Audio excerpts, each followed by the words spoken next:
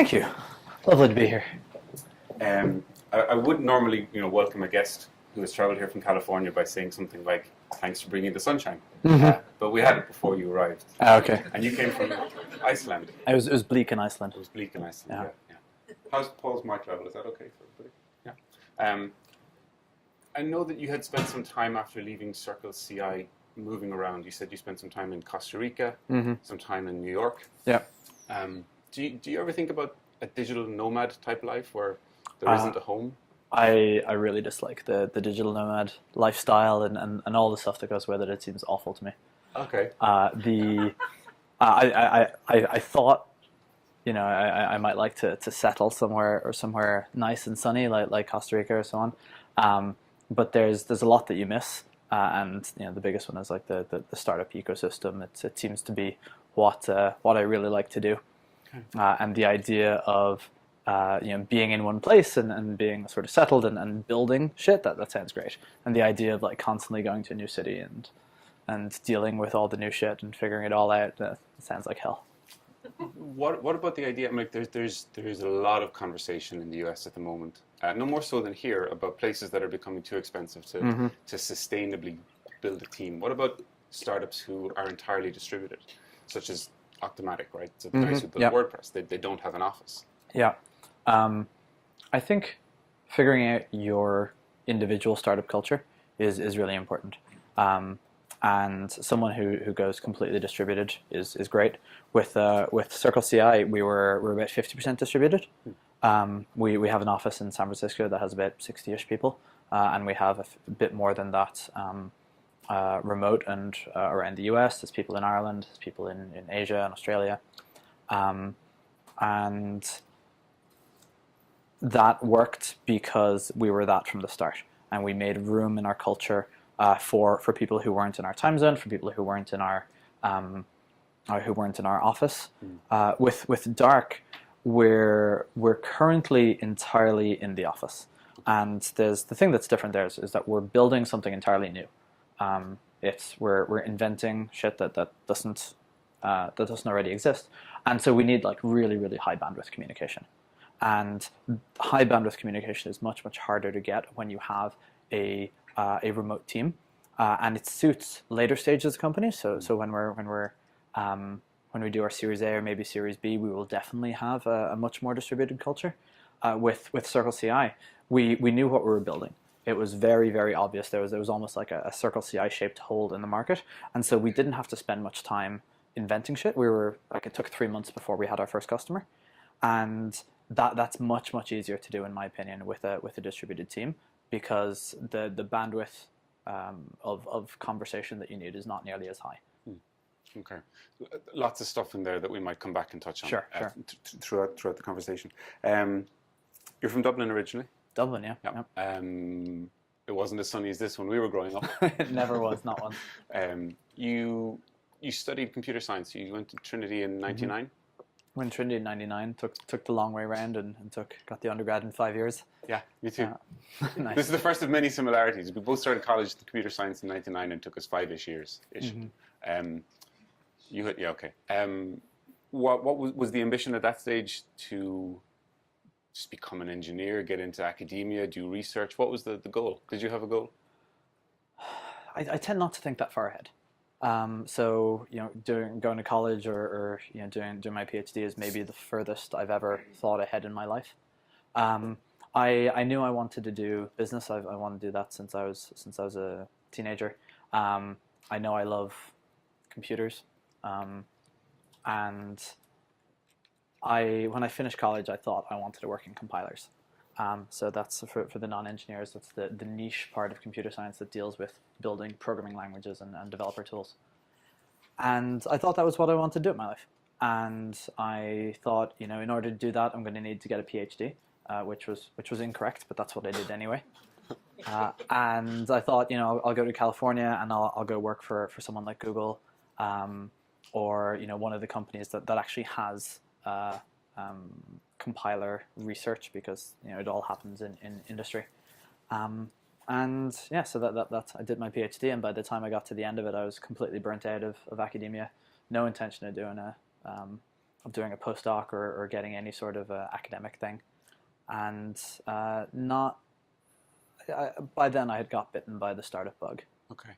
So just to take a step back, you said that in your teens you had said you had always wanted to be in business. Yeah. What did you think that meant? No idea. No idea. Yeah. Cash.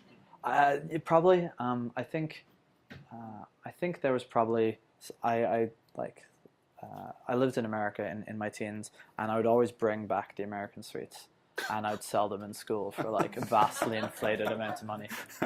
So it was probably something like that. Okay. Buy low, sell high, I guess. Yeah.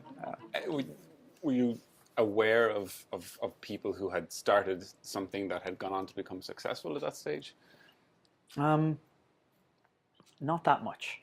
My uncle had a software business, and I interned with him when I was in college, and that was probably the most I had a view of. Like I didn't really know what it did, or why it was, or whether even it was successful.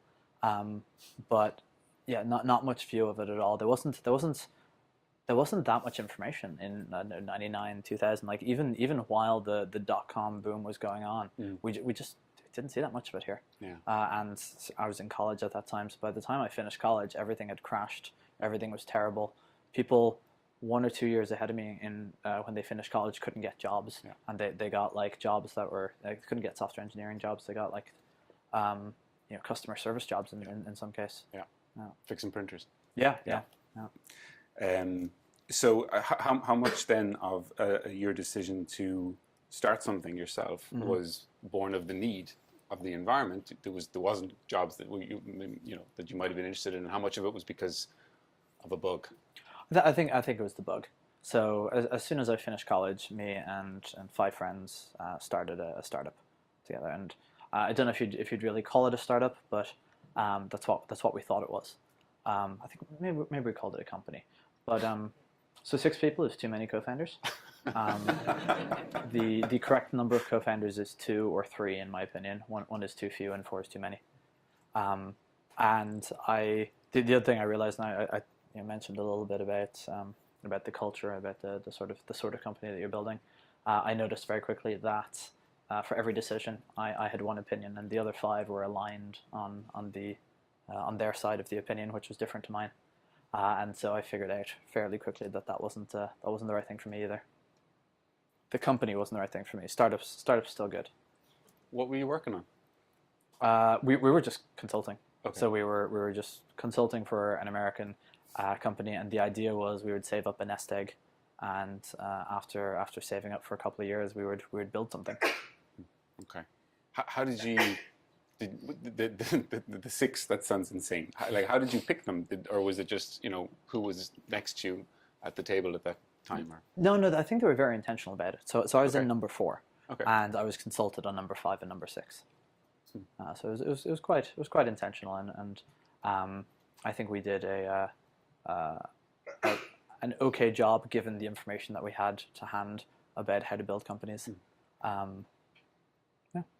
Did you? Was that the start of a learning that said never start a company, start up again with 5 other people, or was it? That was definitely one of them. Okay. Yeah. You were that aware to know that. Okay, that's pretty good. I was aware afterwards.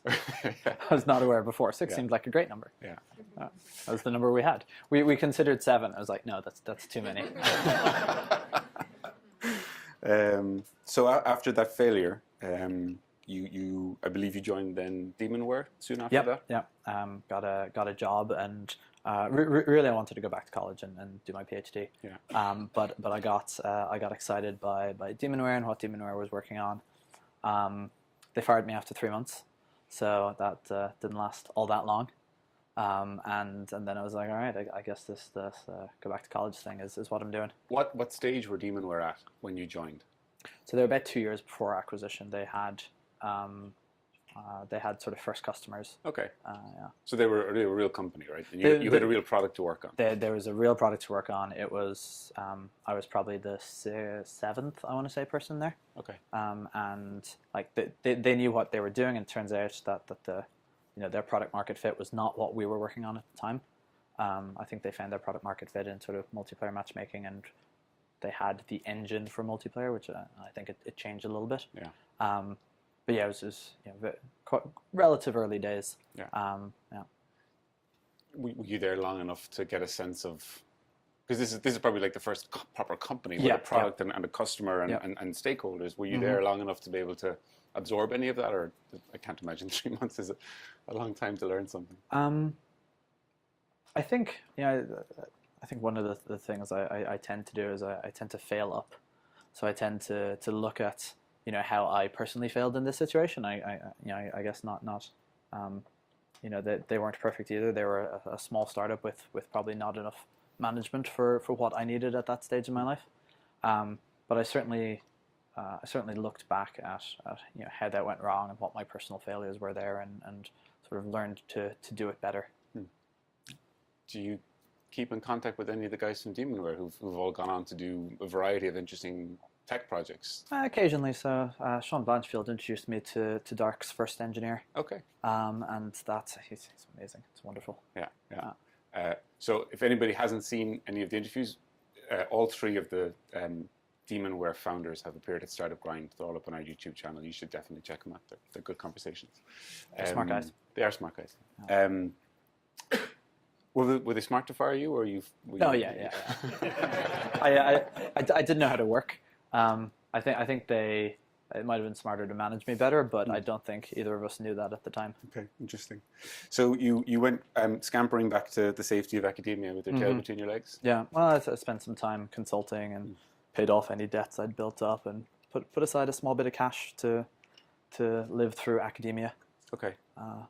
But did you go back in to do the PhD with the idea firmly that it's to go back out into the world and pursue let's go back into industry, let's go to California dream? Yeah, exactly. I thought that's what I was going to do. I thought I'm going to go to California. I'm going to work on a compiler, and all the compilers that were interesting at the time were either in Apple or in Google or in Microsoft. There's probably not many people in the world who would use the word interesting and compiler in the same sentence. Certainly not many people who would go through the hardship of pursuing a PhD so that they could say that sentence. So what is it about? What was the draw for you? What's interesting about that space? That's an interesting question. I think I like making things go faster. So with the specific area of compilers I did is optimization. And so you take a program and you make that program run faster. And so you have a number and you make that number go down. And I love that. It's like you find clever ways of puzzle solving and write algorithms that figure out some arcane thing about the architecture of the machine that you're running on or something like that. And then the number goes down. And I think that was an important part as well. The endorphins and the same way that like Facebook sends you notifications. I think the optimization challenge has a similar thing. Is there some deep dark form of the web where people who work on compilers like say this number and mine's smaller than yours kind of conversations? No, I'm just kind of wondering, like, are you do you pursue this for the art? And you're bettering yourself, and there's the endorphin of solving the challenge. And I remember that from being a poor engineer. But you fix something, you make something work that hadn't previously worked, and that's good. Or is it, I have the fastest compiler or the fastest solution to this problem in the world? So certainly around the time that I was finishing my PhD and started to work at Mozilla, and I was working on the JavaScript engine, there was a huge war going on between Chrome and Firefox and Safari about who had the fastest JavaScript performance. And so a lot of what we did at Mozilla was trying to figure out how do we make the memory usage go down, how do we just make this thing run faster. It was very big at the time. There was a site that Mozilla made called Are We Fast Yet? A sort of a recognition that they were not, and a number to optimize against, basically. Okay. When you completed the PhD, you ended up working in Mozilla. Yeah, that was until after Y Combinator. So I did Y Combinator straight after the PhD. Yeah. That took about 8 months to go down in flames. Okay. And then I basically had the job waiting for me at Mozilla. So we'll come back to Y Combinator, but just the question then, because it's a follow-on from that piece there was a lot of people competing in the space, a lot of browsers talking about the speed of their compilers. Yeah. Why Mozilla? Was it the appeal of the architecture they were working on, or was there other aspects of? I mean, to a It's certain open amount, source. It's sort of it's got this noble pursuit. there was definitely that, and I remember another company that I was interviewing with at the time was Facebook, and I went to California. I did the interview for Y Combinator, and then I had the next 2 days were Google and Facebook, and I did Mozilla the day before, and then I got into Y Combinator, and so I just blew off the Google and Facebook interviews. Probably not a good idea, but that's what happened. And so Mozilla was the job I had waiting for me. Okay. They gave me an offer. I said, no, I'm doing our startup, and they're like, keep the offer. Well, you'll be back. Yeah. And so when the startup started going hard, and I was like, this job in Mozilla is looking very good right now. That sentence of saying sort of like, in a course of a few days, I interviewed with Y Combinator, Google, Mozilla, and Facebook. Facebook. How do you prepare for those couple of days? I mean, that's so far beyond PhD and Trinity and working with the Demonware guys. What's that like? First time in California. I mean, practicing for the Google interview is you Google how to practice for the Google interview, and you find things that have the names like hacking the Google interview, and you also you study the first chapter of a book called the Algorithm Design Manual, and today they have a book called like hacking the coding interview or something like that. I don't remember the name of it. It was, probably a couple of Googlers here, right? But there are literally books today that will teach you how to learn the algorithms that you need to pass all the coding and whiteboarding interviews. So it was a sort of a precursor of those books, and I just studied those, spent a couple of days writing up the algorithms, and then with Y Combinator, you just got lucky. It's a 10-minute interview, could go any way at all. And in my case, so we were building a sort of a blogging system, and the idea was that there's conversations in commenting threads, and commenting threads at the time were completely linear. It's just there was no threading, there was no who you had to reply to. There was just text boxes, and it just went in a row. And we analyzed huge threads of conversations, like 600 comments, and we produced a graph of like who was talking to who, and recreated the structure from it. And we showed this to Paul Graham, and he was like, "Oh my God, a graph! Look at that!" And like they all gathered around. Look at the graphs! You can see the graphs. And so it was a real like we built a nerdy thing, and the nerds nerded out on it. Can we just take a step back to this, because a couple of things. There's a we in there, which is new, and then also you were on this track of this noble pursuit of making compilers faster. Why did YC even come onto your horizon? I guess Hacker News was the main thing. Like people started chatting on Reddit in 2007-ish, 2006, and then started chatting on Hacker News, and so we were aware of Y Combinator. I read Paul Graham's books and that sort of things, and that was it's not the only path to startups. There's many. But that was, I just read the book and thought this sounds really cool. But not with a burning desire to make online chat more interesting or more linear. I think there's a big gap there, right? So I definitely spent a lot of time thinking, what is my idea? What should I build? Which is a ridiculous way of doing it, but it's what I did, and that's why it failed. You sort of have this idea, I want to do a startup, but I don't know what to build. And if you're anything like me, you just come up with random ideas and see, and think maybe I'll do that one. And that's a terrible way of doing it. If you're doing that, do something different. I have better strategies for it. But that's what a lot of people do, and that's what I did, and that's why it failed. What problem did you think you were solving, or did you even have we were solving the problem of community for newspapers. That's a problem?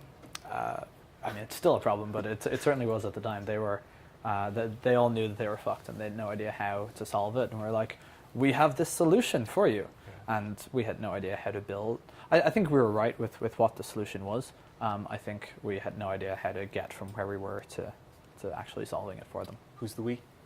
So I had a co-founder called Nathan. Okay. And similar background? Yeah, we met at a compiler conference. Wow, that's really nerdy. There was two people there, right? Yeah. Yeah. How did you? I mean, like, so the opportunity to go into Y Combinator, which has a remarkably high level of success in terms of outcomes. Yeah. People go in, they tend to do well, they tend to raise money pretty well and scale very fast. Did you and Nathan go into that conversation with an idea of what? Was there a shared outcome or a shared idea of what an outcome would look like? We spent no time at all thinking about that. So we didn't talk about the exit, we didn't talk about our values, we didn't talk about what kind of company we wanted to build. We were just like, this looks cool, let's do this. Okay. When well, remember it failed. Like, these are all the reasons that it absolutely. failed. This is what we're going to get to. Yeah, when did you realize that it wasn't working? So the first products that we tried... Is it worth maybe describing the process of being in Y Combinator for people who may not be familiar with, what was that interaction like? So it starts on the 1st of January, or at least the very start of January, and you have to go over to Mountain View. And so we went over, and every Tuesday they have dinner, and there's sort of expectations of you produce things and show them to people over that time. And it was at the time it was very flexible. There wasn't much of a structure. These days it's very different, and there's much more of a structure. But we just you write code and you talk to users, and so that's what we tried to do. Okay. So back to the question then about excuse me. When did you realize that this wasn't working? So we realized that the first product wasn't going to work about 6 weeks in. Okay. And it just it wasn't. The reason that it wasn't working was because we would have had to sell products to newspapers, and we had no idea how to sell things. So we would try cold calling a couple of newspapers, and just so we're two nerdy engineers trying to, dial for dollars or whatever, and we just you get cold sweats when you're just dialing the number, and then you ask for someone, then you've no idea what to say, and it was a business that I don't think we would have overcome that. It was going to be terrible, and so we pivoted into something else, which was closely related, but it was if newspapers are going to fail, what will replace them, and our the thing that we thought would replace them would be something like Medium. Something where people build their own brands and sell ads or whatever with them, but they build their own communities rather than be centered around a newspaper thing. And I think that was the right model, and that's closer to what how the world actually turned out. But we promised people that we would build everything for them. They would just write the content, and we would get them users and readers and commenters and money, and we had no idea how to do any of that. It seemed like the thing that we should be doing. We figured we'll figure it out, but things fell apart before that. You as part of being in YC, you raise a bit of finance as well, right? I mean, like you get investment from the Y Combinator. So we were very fortunate, and what I mean by that is YC invests about 120k, and that started the batch after us. So we didn't get 120k; we got 17,000. If we had 120k, we would have stuck with it, and we would have stuck with this terrible idea and a co-founder relationship that wasn't working. So we completely dodged a bullet.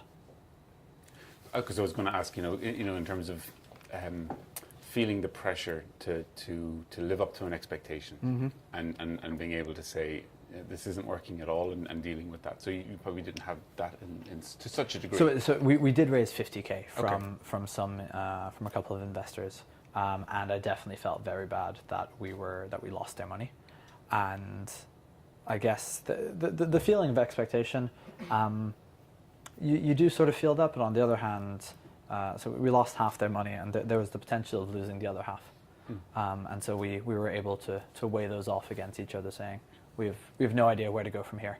May as well give them their money back. Okay. What did you learn? Oh, there's a whole heap there, right? Yeah, I mean, there's so many things. So I wrote a big long blog post. It was 8,000 words on what I learned. But I would say that the main thing is for your co-founders, have a discussion about the values that your company is going to have, how you're going to work together. That was probably the main thing. And then the other thing is enjoy what you're working on, and know, more specifically, know how you get motivation for a particular thing. So for me, my motivation comes very intrinsically. I love the product space. I love what I'm doing, and I find it very hard to work on things where that isn't true. And that was a space that I was not interested in. I had no intrinsic interest at all. So you came out with a bunch of learning, not having burned the investors too badly. Wasn't great. Okay. Well, shit happens. Did you swear off startups at that stage? I think at the time, like I was so burnt out, and I was so like in such a bad place. I certainly swore it off in the near future. I just went and took the Mozilla job. But it only took about a year before I was ready to get back to it. What did you think that the Mozilla job was going to give you to heal the bruises? Like what was appealing and enticing about it? A paycheck is like lovely, I'm sure, but I love coding. I love working on compilers and programming languages, and so it's just something I was like just really interested in. And something that I just like, an office that I would enjoy going to, and a product I would enjoy building. a mission that was clear? I think Mozilla had an amazing mission, Okay. And I believed in it. I think that it was valuable, and it was helpful for making maybe a decision between, let's say, Facebook and Mozilla. But I just really like building stuff. But then you left.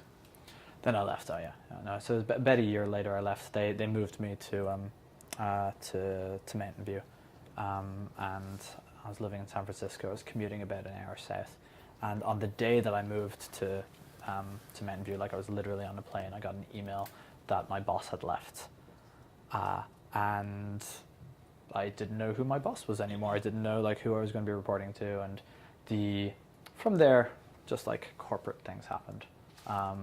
Didn't get on with my boss. I'd been promised a green card, which was really important for various reasons, and then they reneged on that. And so it was just sort of like, there was a clash, and it just didn't work out. The role at Mozilla, were you managing people? No. I was an individual contributor, as they say. Senior compiler engineer. So you hadn't. I'm trying to understand. Like, were you able to look at the organization and see how to do things right and how to get things wrong? Like, case in point, yourself, right? Yeah. Your management was pulled away. So I think I spent. I saw that the biggest thing that Mozilla was doing wrong was mismanaging contributors. So it's this big open source project, and it just was doing not a good job at it. And Mozilla was the place where if you saw a problem, you could go fix it. And so I did. And so I started working on contributor engagement stuff, and I started making it easier for people to contribute to the Mozilla code base, and I helped onboard a couple of new contributors. And this was before I officially worked there. I was working as a contractor, so it was before I moved there and was a full-time employee. And my boss said, we love what you're doing with contributor engagement. If you would like to be a contributor engagement person, you can have that role, but it pays significantly worse than a senior compiler engineer. So we would like you to go back and do senior compiler engineering. Didn't work. Didn't work. No. I mean, it worked in the sense I stopped working on contributor engagement. Talk about then what you saw. You mentioned at the very start when you were talking about building the Circle team and that team working on the product. You used the phrase a CircleCI shaped hole in the universe. Yeah. I'm going to call bullshit on that because that rarely actually happens. What were you seeing that gave you those signals?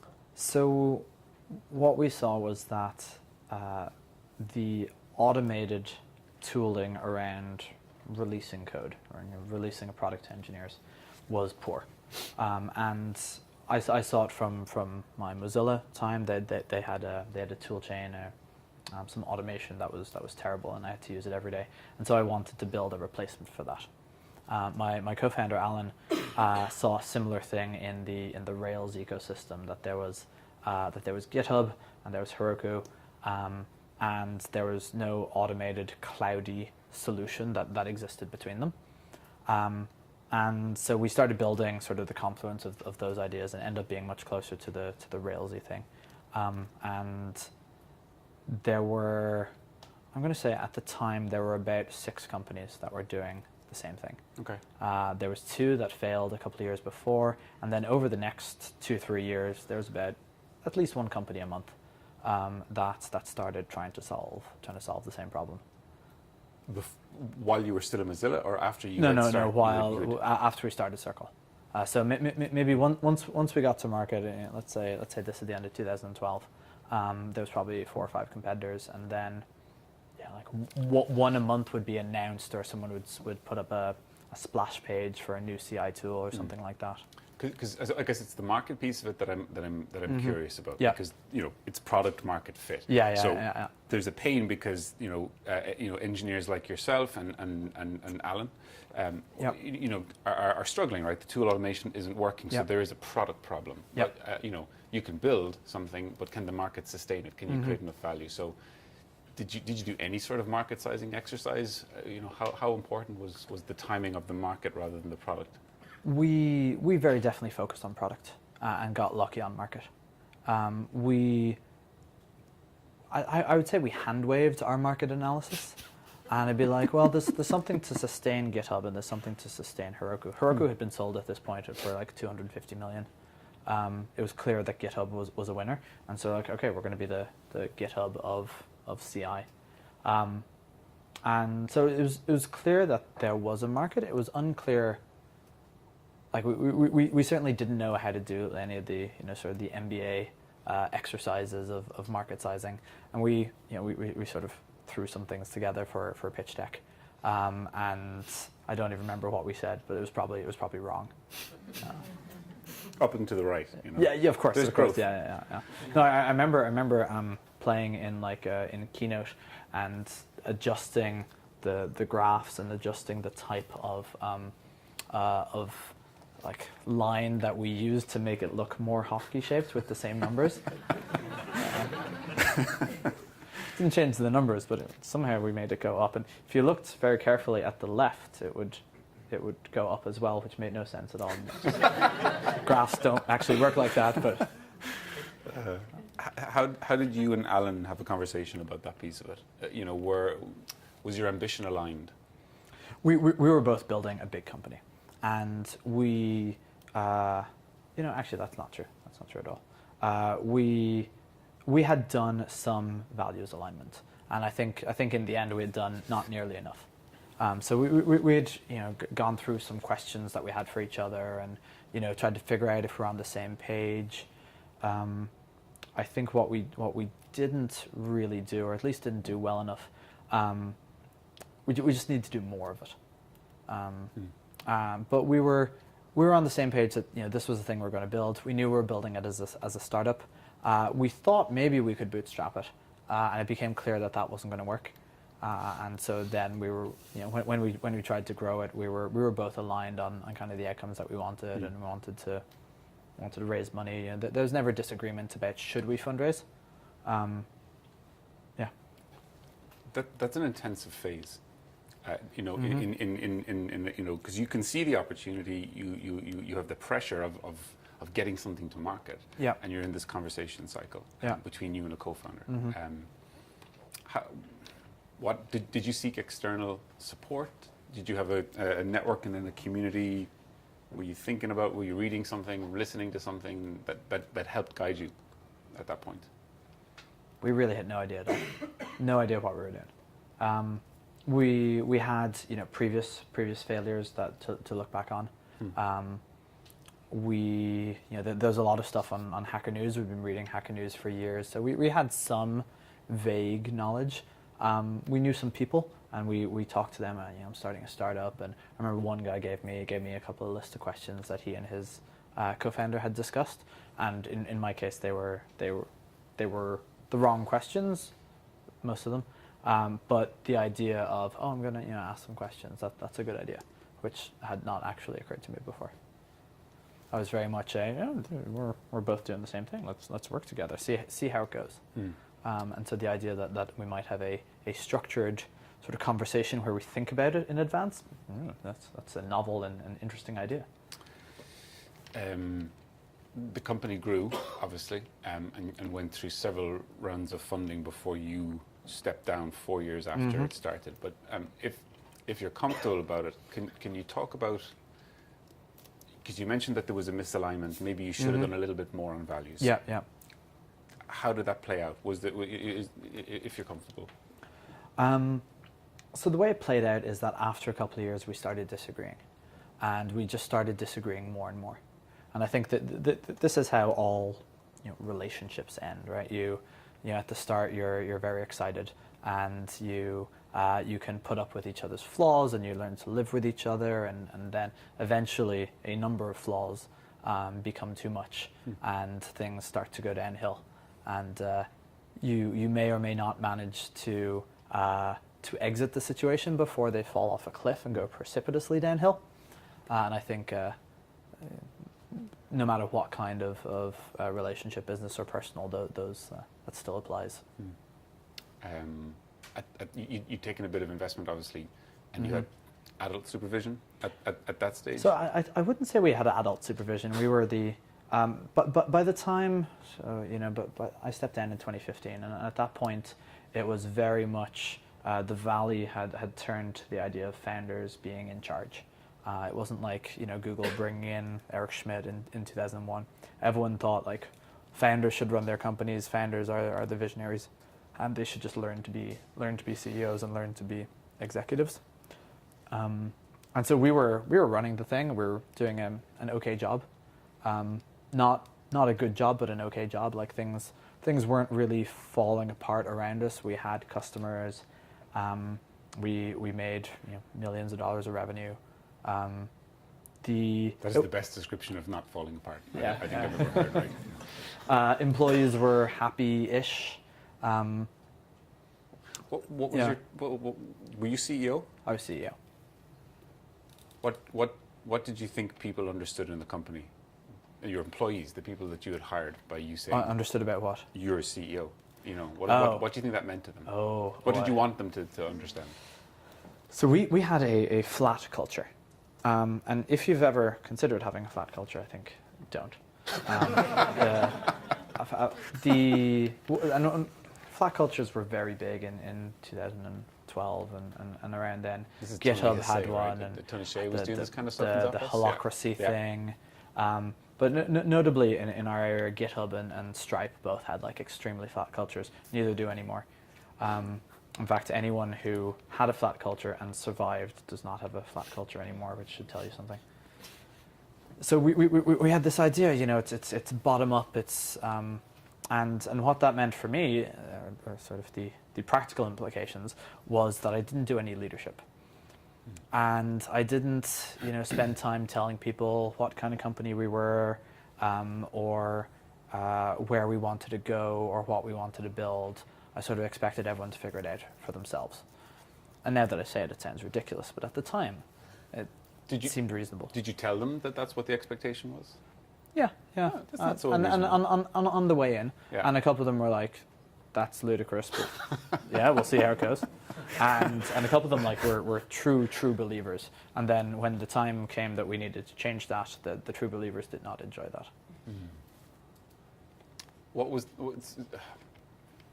Was there signal then for when you were hiring, in terms of fit for a flat structure?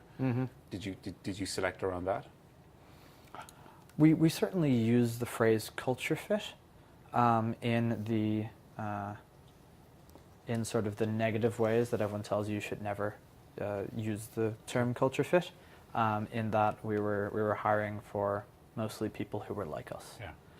And not consciously, we just didn't have any idea what we're doing. You read something on Hacker News about the importance of culture fit, and they don't explain what that means. And so you're like, all right, culture fit's very important.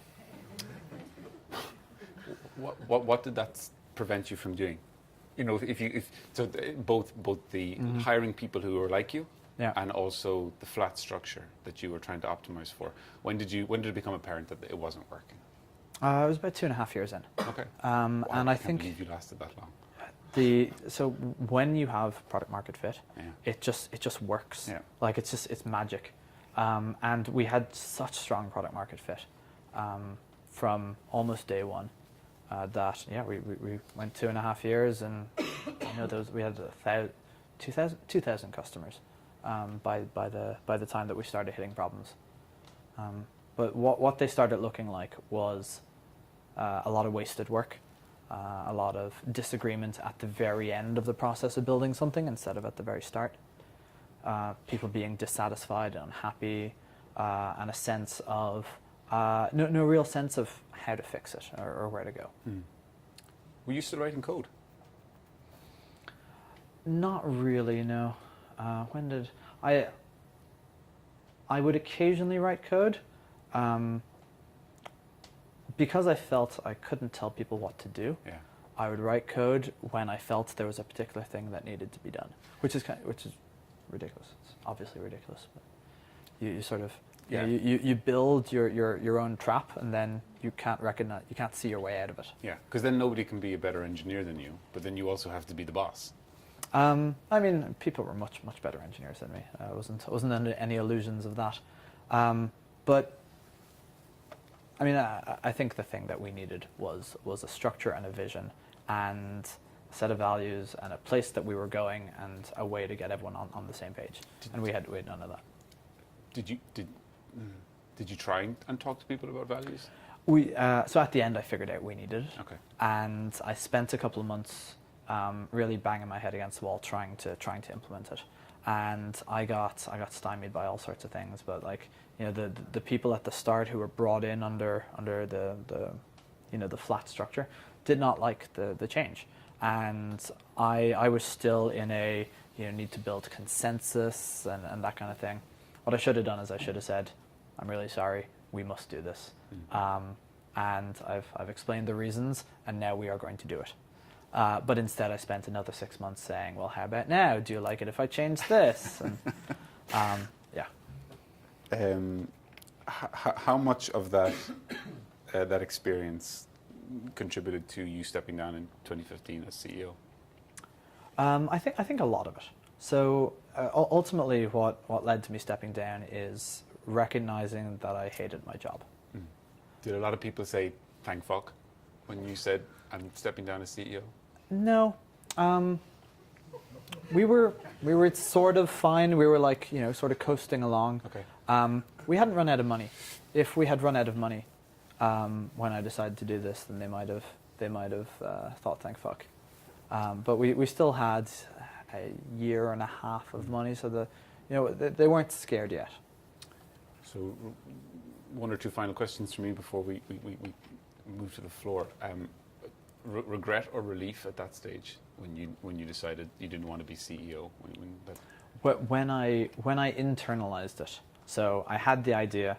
I spent a couple of weeks thinking about it, talking to people, and then when I finally had internalized, I actually dislike my job, because there's lots of shit around, like mystique, or you build up a lot of your identity around the role that you're trying to fill. So it took some time to sort of back away from that and actually to recognize that I didn't like what I was doing. And yeah, I think it was a sense of relief after that. Who did you talk to? A lot of startup founders. Yeah. So I have a network of, at that point, dozens of founders that I could call on, and mostly people who were at some stage ahead of me, like people who were 18 months to 5 years, had gone through the same process. Especially founders who themselves had stepped down as CEO. I got excellent advice from a founder called Jesse Robbins, in particular. Do you think that that's something, because you have looked at a couple of different ecosystems? I know you said you spent some time in New York and you were thinking about, would that be the place that you would maybe build Dart? You're obviously familiar with what happens to a certain extent in the Irish startup ecosystem. Do you think that Silicon Valley is a place that it's easier to have those kind of conversations? Yeah. Like, there's when you look at the number of experienced startup founders who have had, a successful exit or have spent a meaningful amount of time building a big company and who did it here, there's not very many. You probably had them all here. Possibly. Yeah. In Silicon Valley, there's 10,000. Yeah. There's and lots because people have a very pay it forward attitude, and they you get introductions and they're interested in what you're doing, and then they answer your email when you say I'd love to chat. I'm having some shit that I want to discuss. Good. Okay. So we've time for some questions. I have more, but can I start could off? dominate. Oh. Very nice. I'm going to ask the Yogi question. So you talked a lot about product market. When you have a great product, it just fits a market, which sounds a bit crazy. So to what extent do you trust your gut, or do you just go with it, or how do you kind of assess a product and whether it's actually going to work? So I think you need to look at what your customers are saying. There's a lot of people get very attached to their idea. They come up with an idea. They have this perfect vision for how it's going to solve a problem, and then they spend a lot of time building it. And that's obviously the wrong way to do it. On the other hand, if you spend sort of the cheapest, the smallest amount of time possible to validate some portion of it, usually by bringing it to market in some form. Yeah. So you talk to customers, you do user testing, you show them, you can show them mock-ups, you can show them finished product if it's cheap to build the finished product. And when you get people coming to you saying, can I use this? Someone that you don't know, preferably. Yeah. And you just get, in our case, there's a lot of it on Twitter, and just people would tweet at us, people we had no idea who they were, or we don't know how they heard of us, we don't know who they knew, would say, oh, can I get access to this? That's kind of when you have an idea. And in our case, when we had 50 customers, we had a fairly strong idea, mostly because only about half of those we'd gone out to get ourselves. The others had heard of it somehow, or someone had told them. So who did that sell in for you then? Because you've already said you're not great at selling. So I mean, yeah. Cold calling makes you break out into a sweat. So I'd love to know how you sold in those first. So in CircleCI was a SaaS product. So you sign up on the internet. Okay. We initially found customers. We had an investor who reached out to a couple of people, and maybe our first 10 or 15, 20 customers came from that. After that, the customers talked to other people. And certainly we went to meetups. We did various forms of marketing, mostly content marketing. Wrote blog posts and such and similar. But specifically to product market fit, when customers are coming without you having any idea where they came from, that's a really, really good sign that you have maybe early product market fit. Thank you. Tap here. It's very loud, so How's it going? Good, thank you. So someone with very little software knowledge about kind of what you do as a job, but looking at business side, what you learned being a CEO of CircleCI, you didn't really touch on dark that much in this conversation. What did you take from your failures at CircleCI and apply it to dark? What kind of your big 3 takeaways? So I think one of the major ones was we had values from the start. My co-founder and I sat down before we started working together and sort of hashed out a rough sense of where we value aligned. When I was looking for a co-founder, I made a 40-part questionnaire, and I sent it to people who were interested in the job, and they spent several hours filling this out and writing. They were all essay questions, and so. What was the standard deviation on the responses, Paul? California is very lefty. We all have very similar values. So some of them were quite different. In particular, the ones about what you do at an early stage startup were I had specific opinions. So there was that, like, you know, vet your co-founder a lot more, and also instead of I talked to 2 potential co-founders for my YC startup. I talked to 3 potential co-founders for CircleCI. For Dark, I talked to 50 potential co-founders, and I spent 2 months doing nothing but talking to potential co-founders, finding out were we on the same page. Did we believe in the same things? Did we want to build the same kind of company, the same size of company? And you know, there were still some things that we disagreed with, but we were super aligned. Me and Ellen, not Alan. That was Alan, then Ellen. So values, you know, spend a lot more time on co-founders, and then the other thing I would say is what I learned from Circle's success was how important that validation step is, and how important it was to produce something really cheaply that could validate whether or not we had a business. And that's particularly important because Dark is a much bigger product, a much bigger vision, and it would be very easy to take money, which we raised like $3.5 million. So it's, you know, there's a lot of money, there's a lot of runway. We could spend 3-4 years, you know, sitting in an apartment building and then come out and be like, ta-da, and everyone hates it. So we had to really try very hard to what is the smallest unit of value that we can produce, that we can isolate and show to people, to know if we're on the right direction, on the right path. And then kind of going off of that, you talked about how culture fit kind of was maybe a fault to a sense. When you're looking for your co-founder and your kind of first employees coming on, did you look for someone who maybe looked at problems differently, or didn't, like, you same values but, like, you know, wasn't exactly the same person as you? Did you try and learn from that, or did you get stuck in that a little bit as well? Should I repeat that? Did everyone get that? Everyone These are got great it? questions, by the way. Yeah. So I think with your co-founder, you need to be certain of what you're looking for. I started by not really knowing what I was looking for, and just talking to people to sort of get an idea of what I liked about them, what I didn't like about them, and then I, you know, wrote them down, turned them into questions, turned them into descriptions of what I was looking for.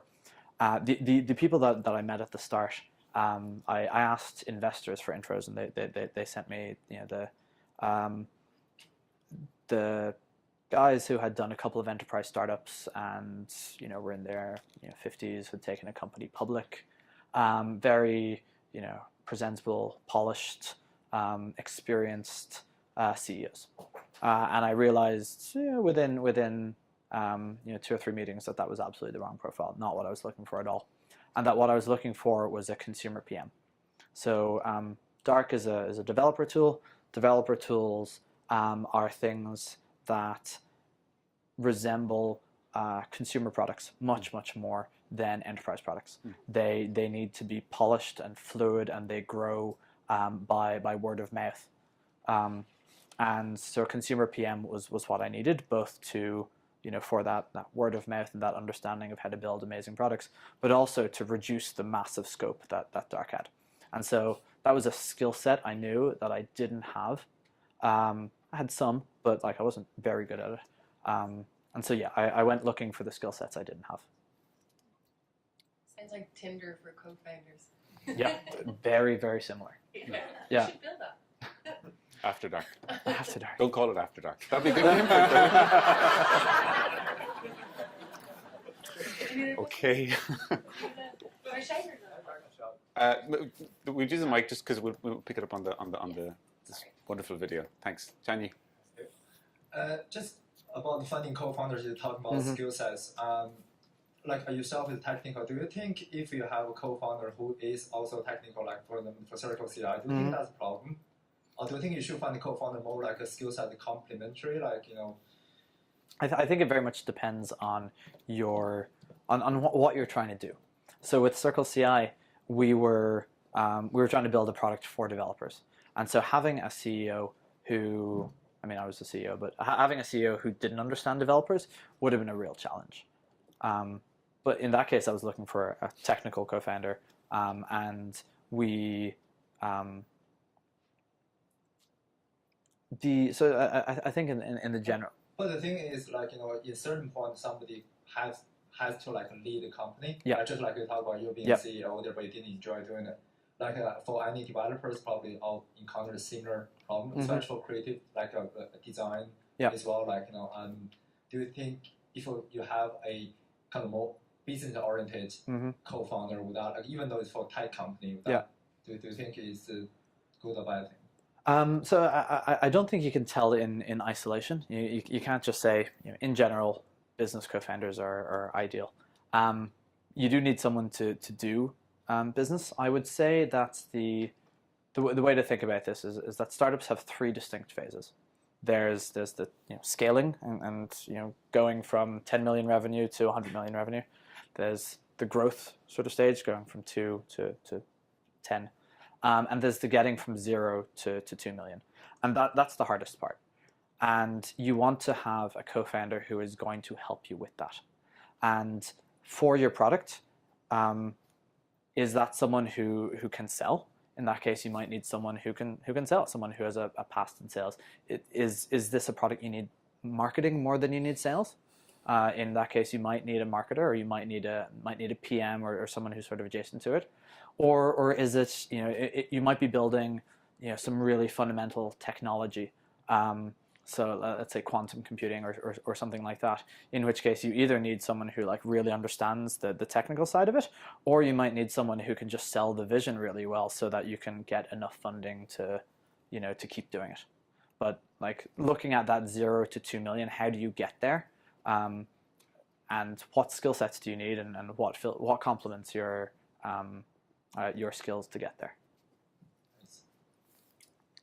Nusha, don't just get the mic. Seriously, might be a second mic. I think you said something about you got a lot of support from smart entrepreneurs, Mm-hmm. and immediately in my brain it went like, how does a smart entrepreneur look like? So what is your understanding about being smart when you are an entrepreneur? What do you do differently than other entrepreneurs? So how to identify smart entrepreneurs? I think people who have been successful are clearly they know something about what they're doing. I tend to look as well for people who have some amount of humility about what they're doing. People who recognize the role of luck in particular in their success. Anyone who runs around saying how they're crushing it or killing it, it's probably incorrect, but I immediately think that they're an idiot. I think one of the problems in like when startups get huge, and startups are not a particular startup, but when the ecosystem gets huge, you get a lot of startup advisors and people maybe who work for work for a consultancy firm who is doing startup advice on the side or something like that, there's just a general ecosystem of people who have maybe been successful in business in some way but don't know anything about startups, trying to give advice to startup founders, and you see this in San Francisco, you see this in Dublin, you see this sort of everywhere, and that to me is sort of the not smart advice, and so look for people who are doing it or who have done it. Ideally, try to find someone who's 18 months ahead of where you are. So if you're just starting out, look for someone who's raised a seed round 6 months ago or a year ago, or look for someone who's gotten a little bit of success, a little bit of product market fit, a little bit of revenue, and they can tell you about the challenges that they just faced. And it's not going to be perfect, so find a couple of them. But I wouldn't even bother talking to people who haven't done it, or who aren't doing it at the moment. Food is here, but if you guys are happy to have slightly less hot burgers, let's have another couple of questions. Is that okay? Philip, and then you mentioned there about like coming up with ideas and stuff. Mm-hmm. You said like it's like a bad way of trying to come up with ideas. Yeah. You end up with bad ideas. There might be better ways of doing it. Mm-hmm. Maybe you might be able to elaborate on like what's a good way of coming up with a startup. A good way of coming up with a startup idea is identifying a problem rather than a solution. So an idea is like, oh, I think someone needs this, and then you have to go find, well, this idea, who might need this, and where would they be?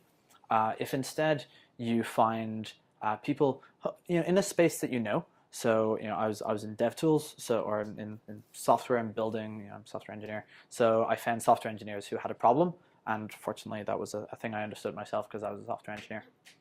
Whatever space you're in, whatever whatever business colleagues you have, talk to them about what really annoys them.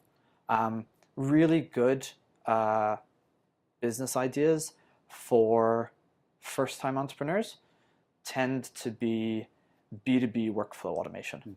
So you've got someone who's got some process that they do and they hate doing it and it's awful to do it. And B2B is great because they have money. You don't have to go 10 years to figure out, how ads are going to make us money or whatever, like Facebook does. You get validation from the first day. Like, does someone give you money? And if they give you money, then that's really good validation. So that's how I go about it. Find a problem. Hi, you talked about fundraising. You raised a good bit of funds earlier through both your startups. As a founder, what would you expect from your investors in addition to the funds they provide? In particular, looking back at the challenges you faced with the culture fit and with your own leadership. Yeah. Fundamentally, the thing you need from an investor is money. Investors will tell you about how amazing they are at whatever. And no matter how good or how true that is, the thing that your startup needs is cash. And I wouldn't look much further than that. Now, investors who are actually good know a lot about a particular area of startups. They are well connected to future investors. They have done it before. Maybe they are experts in the area and they've built a startup in the same area as you have before. But I wouldn't over-index on it.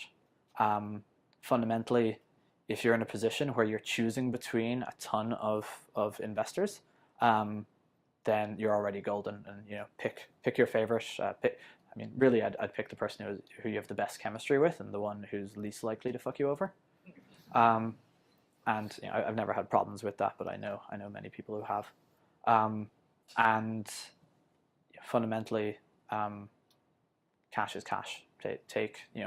If an investor is offering you money and you like the terms, take the money. Just to follow on to that, do you consider yourself to be an extreme outlier? Because Dark has a lot of tech founder as investors at this early stage, right? So we did this. We did our fundraising for Dark in a bit of a weird way, and we were able to do that because we had success before, and people knew us, and we had a ton of relationships. And even then, because we raised at a high valuation, and we were building something weird where we had no traction at all. Even then, we were like, "Do you have money? We will take your money." And it wasn't until the very end of the process when we had about 2.5 million committed that we were able to be choosy about the last million. Jen, right at the back there. I think this is going to have to be. Do you know, wait, just because I can't really hear you. So. Just with Circle, when you were getting your first, say 10, 20, 30 customers, and because you had a product that people showed interest in, I'd imagine that came easily. How did you manage to go about scaling that and getting to the level that you could call the business sustainable, especially at a startup stage? In our case, customers kept coming. So